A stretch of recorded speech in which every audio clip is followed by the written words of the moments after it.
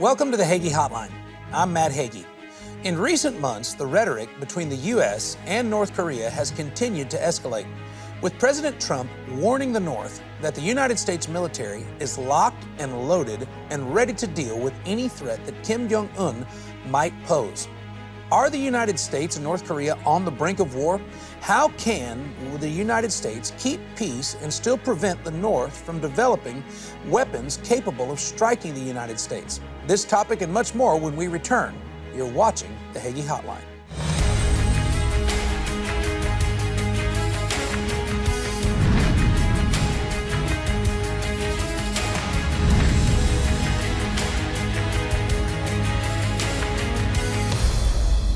Welcome back to the Hagee Hotline. Joining me as always is Trey. Trey, great to see you today. You know, when it comes to North Korea, obviously there's a very real concern there, but it's such a consistent concern. Do you see the American public kind of getting tired of the topic, or is it something that we still really need to focus on and fix? Well, it's just like anything else. We tend to have attention deficit disorder with a lot of these things. We move on real quick. This is an issue that's been festering, obviously, for now decades. And you talk about the ultimate kick the can down the road, that's exactly what people have done. And back in the late 1990s, just regular citizen Donald Trump, if you will, mentioned North Korea being something that some future president would have to deal with. Little did he know that he'd be the president have to deal with it.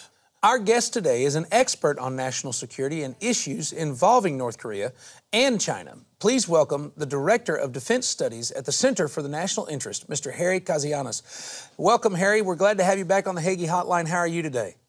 Good. How are you guys doing?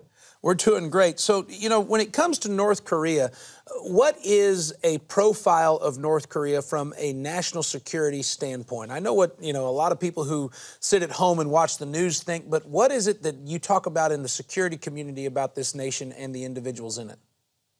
Well, I think the easiest way to understand North Korea, if it's, if you're coming from a place where, you don't know a lot about it, you hear about it on the news, but maybe don't know all the particulars or how the government works. I think the easiest comparison I can make when I talk to folks is to watch The Godfather. North Korea simply is really, the best way I can describe it is if Michael Corleone actually parachuted into Pyongyang in North Korea and essentially took over a country. North Korea is not a typical nation state as we think of it. It's not like the United States or Canada or Japan or even Russia. This is a country that is essentially run under a mob rule. You have Kim Jong-un, who's essentially the head of a large criminal enterprise. To make money, they bust sanctions, they sell drugs on black markets, things like methamphetamines and other drugs. They counterfeit U.S. currency.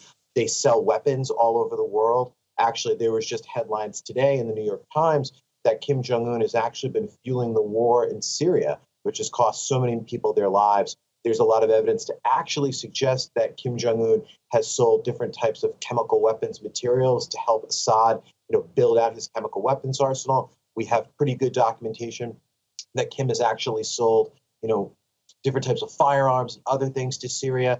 So North Korea has been causing problems for a long time. And in other parts of the world, it goes way beyond just missiles and nuclear weapons. North Korea has been a menace essentially for decades. So let's bring this back down to Main Street, USA. Should American citizens care? And if so, why should they care? Yes, they absolutely should care. As you mentioned, we go through this crazy media cycle where every hour there's a new topic, there's something trending on Twitter, there's something new in your Facebook feed or what you see on TV. But let me explain to you why very briefly. We had a nice pause in this North Korea crisis that's been brewing for the last year when we had the Olympics. North Korea, South Korea, the United States, we all had good reasons to sort of lower the temperature.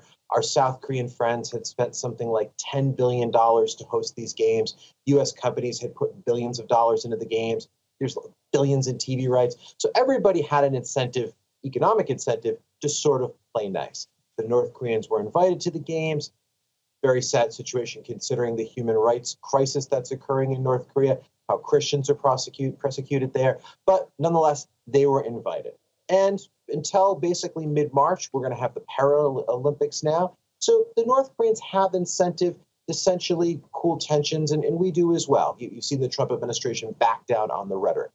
What's going to happen in the next few weeks, though, will make the difference in this crisis. Actually, at the end of April, the United States and South Korea are set up to do very large military exercises, something called Full Eagle. What that is in layman's terms, it's a massive military exercise that essentially simulates war with North Korea. It has over 300,000 troops. These are very, very large exercises. We do them every year. The North Koreans get very upset about these exercises. In their propaganda outlets, they say these are, they could start a war, that they're practicing to attack North Korea, which is a fallacy. All militaries drill, all militaries train. North Koreans train their military all winter long. So the North Koreans have basically said that if we go through with these exercises, that they would walk away from recent talks with South Korea. If that were to happen, the North Koreans could once again start testing missiles. Keep in mind that all the missiles they tested last year, something 20 plus missiles, and they also tested nuclear weapons last year. They could go back to testing nuclear weapons again. I have a feeling the North Koreans will break off from these talks once these military exercises start, and we will sadly be back at the brink of war once again.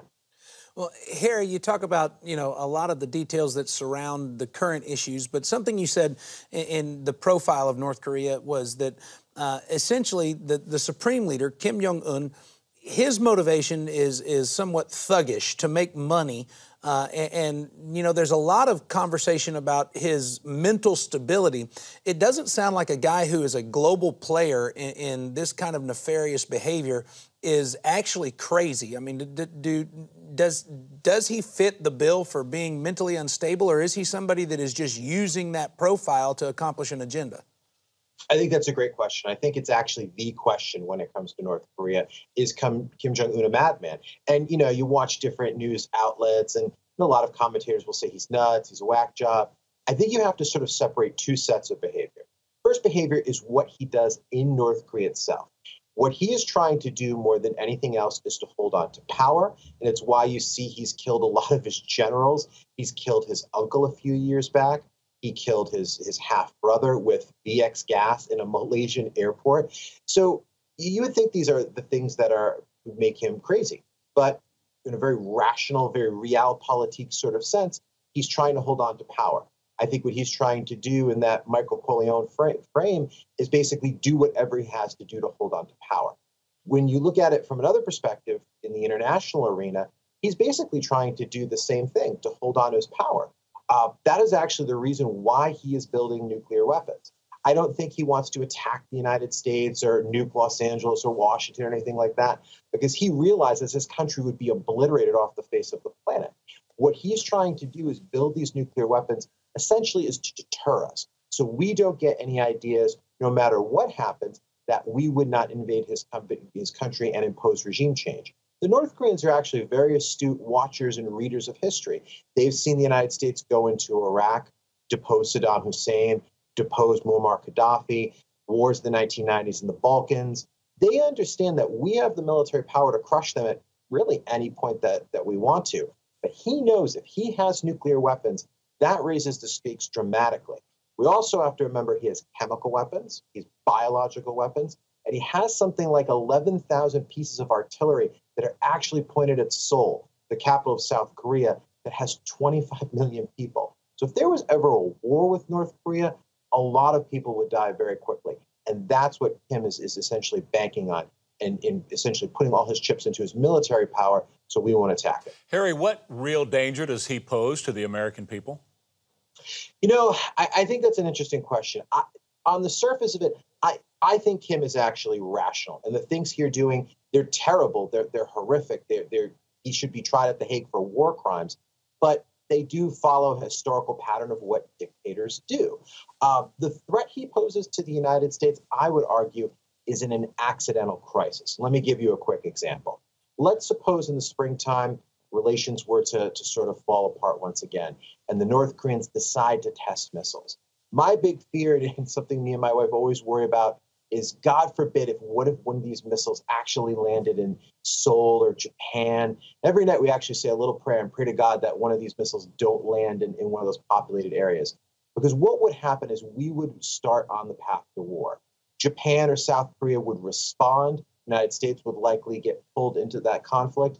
And it would start a chain reaction where both sides would keep escalating the rhetoric, escalating the military chain of events, if you will.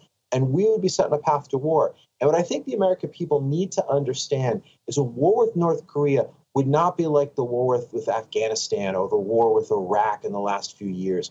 Millions of people could potentially die in that conflict, especially if the North Koreans were able to have an intercontinental ballistic missile that could hit the U.S. homeland. That would cause millions of people to lose their lives. We would wake up in a very, very different world. Well, and you talk about this different world. It's very interesting that, you know, with this administration, North Korea is a front page item. In previous administrations, they've still been kind of the same misfits and world, you know, players that they have been. But what is it about the Trump administration that has brought this issue to a forefront? Well, they got smacked in the face with it, to be honest with you, just to be very blunt.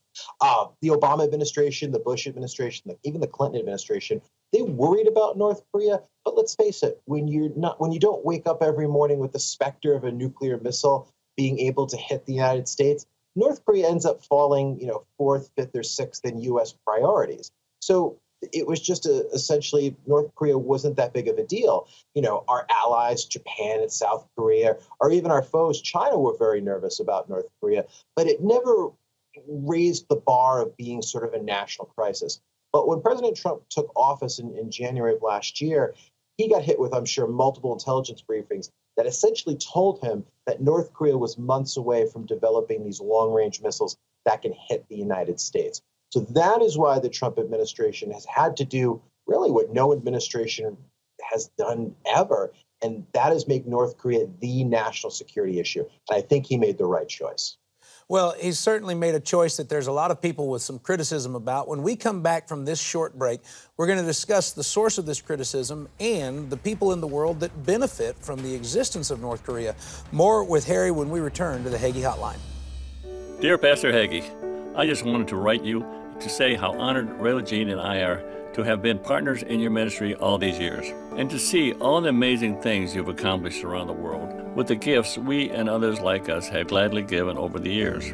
Furthermore, it has been so refreshing to see younger generations coming on board to partner with you in spreading Christ's message to the world. I want to welcome you both to partnership with John Hagee Ministries. Together, we will make a great impact for Christ around the world. May God continue prospering you in all your endeavors. Your dear friends, Ron and Rayla Jean. I want to thank you, our partners, for making it possible for us to preach the gospel to the nations of the world. Thank you, and God bless you.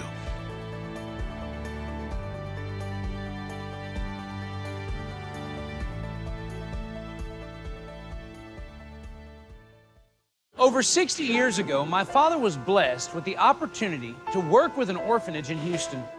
During that brief period of time in his life, God planted seeds deep within him for the future.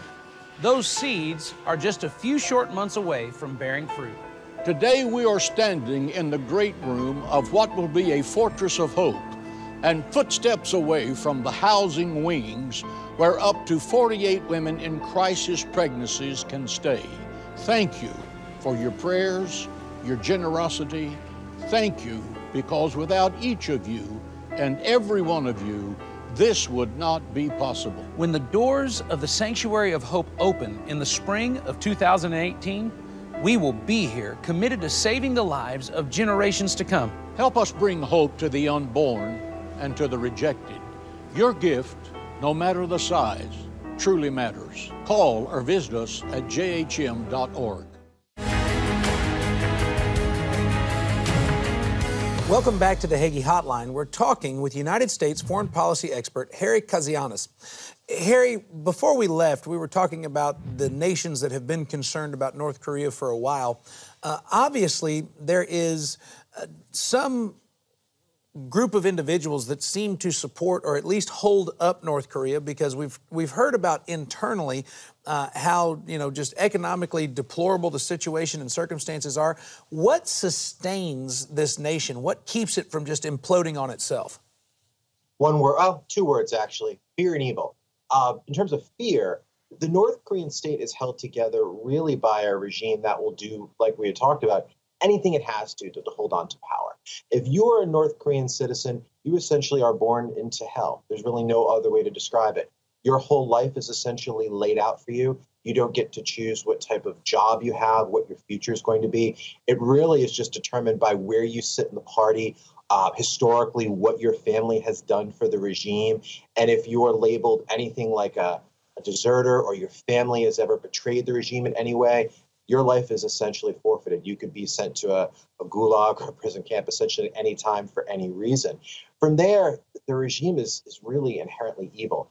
They're the only country on the planet today that has what are political prison camps. These prison camps are actually nothing more than gulags. They are on the level of what Nazi Germany ran during the Holocaust. And that is no exaggeration. That is just fact. I cannot repeat what happens in these camps. You have to look it up online. You wouldn't ask me on your program anymore if I actually went into detail, because that's how gruesome we're talking these camps are. But just quickly, people don't have food to eat. I've heard stories of survivors who have gone into these camps. They weigh something like 200 pounds. Figure a gentleman maybe is about 6 feet. They'll leave weighing 100 pounds, 80 pounds. They're essentially starved to death. Christians are persecuted to an extent that I don't think anywhere else on the planet. If you're caught with a Bible, if you're caught being somebody of faith, you're essentially thrown in one of these prison camps. So this is essentially what we are dealing with. We are dealing with a regime that has a human rights record that really is on par with Nazi Germany in terms of its brutality and also its length. This is a regime that's been around since the late 1940s. So that's how long this evil has been on our planet. It is truly a travesty. So that being said, Harry, back in the 1930s and 40s, actually, the world said we're not going to allow Nazism and the Third Reich to exist. Hitler's got to go. We're not going to allow human beings, our fellow human beings, to be treated the way he is treating people. How come the world has not had the same type of reaction to North Korea and moved against them? If they're on par with what Hitler was doing in Germany, why wouldn't the world come together and get rid of this guy and the way this country is operated? I think the military challenges of this make it very, very complex. One thing that a lot of people point to in terms of being a little nervous about, undertaking some sort of military action against North Korea, it's really the amount of artillery that they have pointed at Seoul, like I was talking about a little bit before. They have very, very old artillery pieces. They're not the most advanced weapons in the world, but they can go great distances. They have a lot of them. So when you have, 8,000 plus artillery pieces pointed at Seoul with millions of people, what the North Koreans could do to Seoul in just in an afternoon would be equal to the level of 10, 50, maybe 100 9/11s. Imagine waking up one morning and turning on your TV and watching skyscraper after skyscraper just fall into the earth. Think about what happened in this country when we had the World Trade Center attacks. Imagine if that happened on a scale 100 times worse. These are some of the reasons I think a lot of people are very nervous about launching a military strike on North Korea. Now, when you combine that with a nuclear component, with the capability that North Korea could very easily essentially launch a nuclear war that would kill millions on South Korea, on Japan, possibly on the west coast of the United States, although that's debated very hotly. These are some of the reasons why we're essentially frozen into this crisis. And it makes for a very, very difficult question on what the Trump administration should do next. Well, and you talk about South Korea and Japan. What would China do? Where are they as the major player in Asia in the matter with North Korea? That's a great question. To be very honest with you, if China wanted today to end the North Korean regime, it absolutely could do so. China is the biggest benefactor and sometimes ally of North Korea. There's very much a love-hate relationship between the two countries. But nonetheless, China does give North Korea the bulk of its fuel, bulk of its oil, lots of food aid, some different types of economic development aid. But if that was withdrawn, North Korea would essentially collapse. But when I talk to Chinese experts, people that are close to the government in Beijing, what they often tell me is they're actually very scared of North Korea. They're afraid of if North Korea were to collapse, China were actually to enforce the sanctions that have been passed year after year in the way they should be. If that country were to ever just break down, the Chinese are scared that millions of refugees would actually go into northeast China and actually destabilize their part of the country. What Beijing's also worried about is that if somehow this country were to collapse, that North Korea's nuclear weapons might actually become loose, or their chemical weapons, or their biological weapons. So this is one of the reasons the Chinese often point out that they will enforce the sanctions to a certain extent, but they don't want to be the ones sort of holding the bag if North Korea were to collapse. Well, and you mentioned, that they're concerned about the weaponry of North Korea becoming loose. If Kim Jong-un is engaged in global war and funding terrorism, he's certainly not beyond selling some of the military assets he has to radical regimes like Hamas, Hezbollah, or even putting them in the hands of Iran that is in search of nuclear power. But actually it gets worse. You hit a good point. The North Korean regime in the early 2000s worked a lot with Syria, and they still do today. But what they did actually in 2007, the North Koreans actually helped Bashar al-Assad build a nuclear reactor. If it wasn't for the Israelis discovering it and destroying it in 2007, who knows what the Syrian civil war would actually be like today? The North Koreans have actually sold missile technology to Iran, and they've actually partnered quite closely with Iran to develop different types of missile technology. In fact, a lot of the different missiles Tehran actually uses today are essentially copycats of what North Korea has built and give to them. So it is a very real threat here and now. There has been talk recently of a blockade. There's also been talk of arming Japan with nukes, maybe putting nukes back into South Korea. If you are the guy who is advising Donald Trump in what the next course of action for the U.S. and the rest of the world ought to be, what do you tell him, Harry? That's a good question. Well, what I would say to the president is, look, North Korea is the land of lousy options. There are no good options where if you launch a military strike, there's a lot of talk about a bloody nose strategy or something like that. You run the risk of things escalating and millions of people dying. So I think the best strategy right now is really actually what the president has put forward. And that essentially is a containment strategy.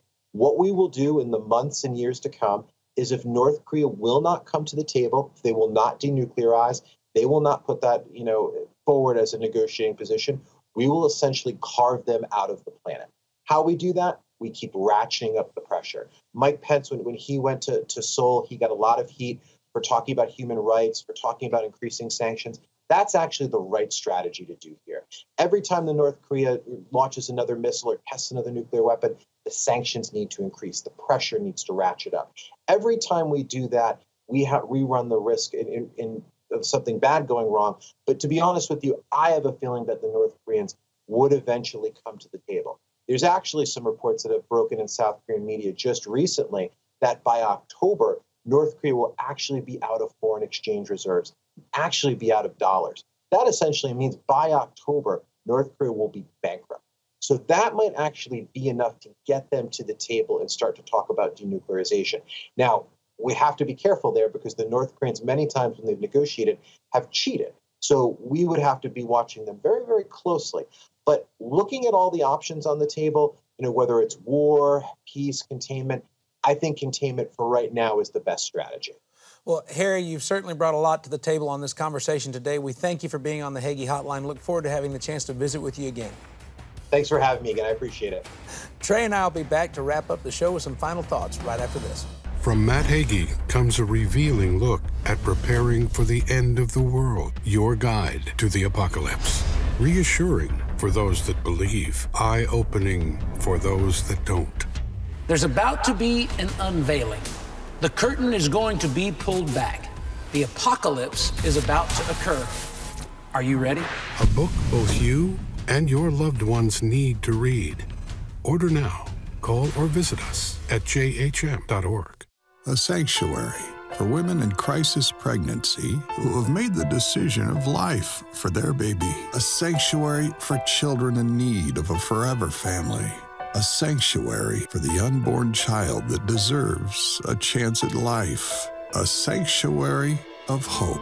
Thousands of lives will be saved right here on this property. We need your prayers and financial support as we move to this completion. Call or visit us at jhm.org. Welcome back to the Hagee Hotline. As you've just heard, in-depth analysis of a very difficult situation. And I think that the thing that's really important to point out is that the Trump administration did not create the North Korean crisis. No.